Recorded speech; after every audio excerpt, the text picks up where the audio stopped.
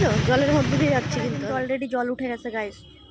কুটিপাড়া এখন জলের তলায়। চলো রতনদার দোকানে এসেছিলাম, দেখাচ্ছি কতটা জল উঠেছে রাস্তায়। চলো। আর হয়তো আসা হবে না, এরপরে পুরো জল উঠে যাবে, অনেকেই আসতে পারবে না। চলো জলটা দেখো। মোটামুটি এখানটায় হাঁটু জল হবে, এখন একটু কম আছে, কিন্তু হাঁটু জল উঠবে।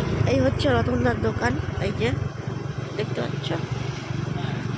চলো জল দেখা যায়, দেখো জল এদিকে সব ভেসে গেছে, এদিকে এদিকে জল, এই যে সব বাউর টাউরগুলো, মানে বাউর না সরি ভেরিগুলো ভেসে গেছে। আর এই যে এখনও এই জায়গাটা উঁচু বলে ওঠেনি, এখানে পুরো জল আর জল। এই যে দেখো,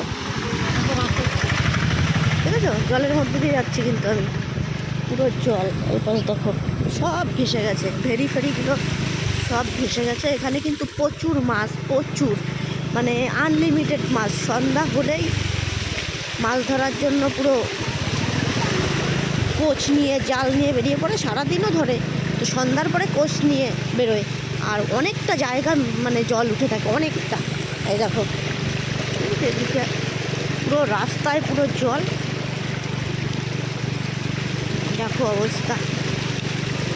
এ তো জাস্ট কিছুই নয়, যে রাস্তা দেখা যাচ্ছে, এরপরে হাঁটু জল উঠবে, এখানে আর কিচ্ছু দেখা যাবে না, কিচ্ছু না, শুধু জল আর জল। মানে এপাশ পুরো সমান হয়ে গেছে জলে জলে। দেখো অনেকটা জায়গায় কিন্তু জলটা থাকে, বেশি জোরেও চালানো যায় না। দেখো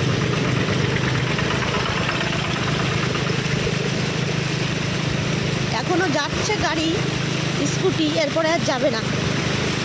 এরপরে শুধু ওই ইলেকট্রিক স্কুটিগুলো যাবে, আর ভ্যান যাবে, আর নৌকা থাকবে এরপরে।